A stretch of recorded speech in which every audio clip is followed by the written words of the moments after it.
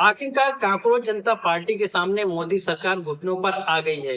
एक तरफ मोदी कैबिनेट में धड़ाधड़ इस्तीफों की झड़ी लगी हुई है, तो वहीं दूसरी तरफ कैसे मोहन भागवत ने गुजरात लॉबी को खुला चैलेंज किया है और कैसे धर्मेंद्र प्रधान के इस्तीफे के बाद प्रधानमंत्री नरेंद्र मोदी का इस्तीफा होने की नौबत आ गई है। आपको एक एक करके फुल अपडेट बताएंगे, लेकिन खबर में सबसे पहले शुरुआत बिग ब्रेकिंग से करते हैं। आपको बता दें, लेटेस्ट खबर निकलकर सामने आई है कि धर्मेंद्र प्रधान के इस्तीफे के बाद दिल्ली में हलचल, अमित शाह से मिलेंगे देवेंद्र फडणवीस। तो आप देख सकते हैं कि देवेंद्र फडणवीस की मुलाकात आप प्रधानमंत्री नरेंद्र मोदी से नहीं बल्कि गृह मंत्री अमित शाह से होने वाली है। एक तरफ धर्मेंद्र प्रधान का इस्तीफा हुआ है, वहीं दूसरी तरफ प्रधानमंत्री नरेंद्र मोदी के इस्तीफे की चर्चा जोरों पर है। और यह कोई हवा हवाई बात नहीं है, खबर में आप देख भी सकते हैं। आगे अंदर लिखा भी हुआ है कि धर्मेंद्र प्रधान के इस्तीफे के बाद राजधानी में हलचल तेज हो गई है। इसी बीच देवेंद्र फडणवीस और एकनाथ शिंदे अचानक दिल्ली के लिए रवाना हो गए हैं। दोनों बड़े नेता केंद्रीय गृह मंत्री अमित शाह के साथ अहम बैठक करेंगे। इस मुलाकात को केंद्र सरकार में होने वाले संभावित फेरबदल से जोड़कर देखा जा रहा है। मतलब कि धर्मेंद्र प्रधान का इस्तीफा हो चुका है, एक तरफ अचानक से रवनीत सिंह बिट्टू ने भी इस्तीफा दे दिया है, और इन सबके बीच आप देख सकते हैं कि मोदी कैबिनेट में बड़ा फेरबदल होने वाला है। आपको बता दें कि राजनीतिक विश्लेषकों से लेकर वरिष्ठ पत्रकारों का कहना है कि धर्मेंद्र प्रधान का इस्तीफा मोदी सरकार के ताबूत की आखिरी कील साबित होने वाली है, क्योंकि ये वो सरकार है जिसमें इस्तीफे नहीं होते हैं, और अब एक इस्तीफा हो गया है तो इस्तीफों की झड़ी लगने वाली है। आप अच्छे से जानते हैं कि पहलगाम का अटैक हुआ तो रक्षा मंत्री ने इस्तीफा नहीं दिया, मणिपुर के हालात खराब हुए तो गृह मंत्री अमित शाह ने इस्तीफा नहीं दिया, रेलवे के हादसे हुए तो अश्विनी वैष्णव ने इस्तीफा नहीं दिया। और तो और गजब तब हो गया जब स्क्रीन फाइल में हरदीप पुरी का नाम आया, और हरदीप पुरी ने खुद माना कि मेरी मुलाकात स्टीन से हुई है, लेकिन फिर भी हरदीप पुरी को उनके पद पर बरकरार रखा गया। मतलब जिस स्टीन को लेकर पूरी दुनिया में बड़े बड़े नेताओं के इस्तीफे हो गए, भारत में इस्तीफा नहीं हुआ। हरदीप पुरी को बचाने के लिए मोदी शाह ने अपना पूरा सिस्टम लगा दिया। ठीक इसी तरीके से धर्मेंद्र प्रधान को भी बचाने का खेल तो बहुत हुआ, लेकिन अब आप देख सकते हैं कि पूरा खेल फेल होता नजर आ रहा है। एक नई नवेली पार्टी कांकरोच जनता पार्टी ने भारतीय जनता पार्टी की नींव हिलाकर रख दी है, और जिस तरीके से धर्मेंद्र प्रधान का इस्तीफा हुआ है, ऐसे में तो साफ हो चुका है कि झुकती है दुनिया, झुकाने वाला चाहिए। ये तो लाठियां चलाई है ना आपने अमित शाह और मोदी के नाम पर।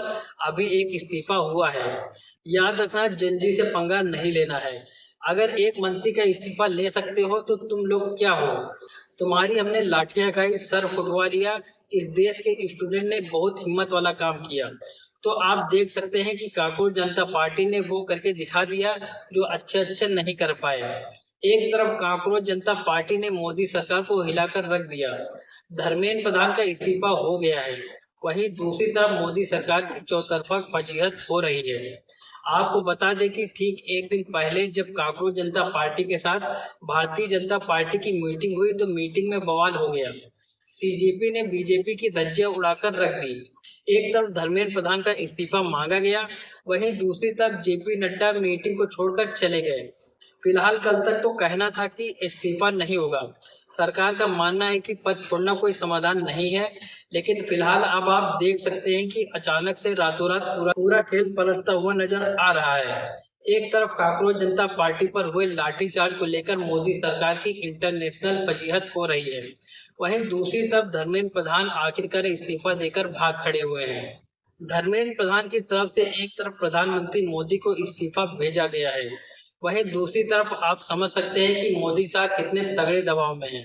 आपको बता दें कि पहले तो विपक्ष और कांकरोच जनता पार्टी ने भारतीय जनता पार्टी की नींव हिलाकर रख दी, फिर उसके बाद जिस तरीके से मार्गदर्शक मंडल और आरएसएस ने कमान संभाली है, उसके बाद से गुजरात लॉ भी बैकफुट पर आ गई है। पहले तो मुरली मनोहर जोशी की तरफ से बयान निकलकर सामने आया कि जिस तरीके से छात्राओं पर लाठीचार्ज किया गया, यह एक बहुत ही शर्मनाक बात है। फिर उसके बाद आरएसएस प्रमुख मोहन भागवत बोले। मोहन भागवत ने साफ कह दिया कि नई पीढ़ी को आदेश न दें, बातचीत करें। हम मनमानी करेंगे, सख्ती से सबके मालिक बनेंगे, ऐसा नहीं हो सकता। तो आप समझ सकते हैं कि किस तरीके से भारतीय जनता पार्टी में ही भगदड़ मची हुई है।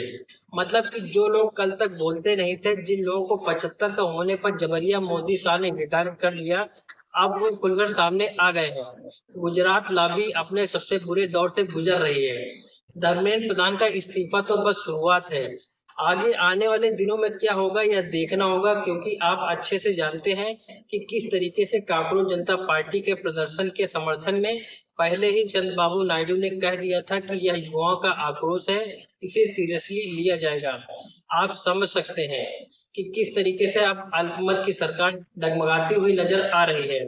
पहले तो राजनाथ सिंह का कहना था कि यह एनडीए की सरकार है, यूपीए की नहीं, इसमें इस्तीफे नहीं होते।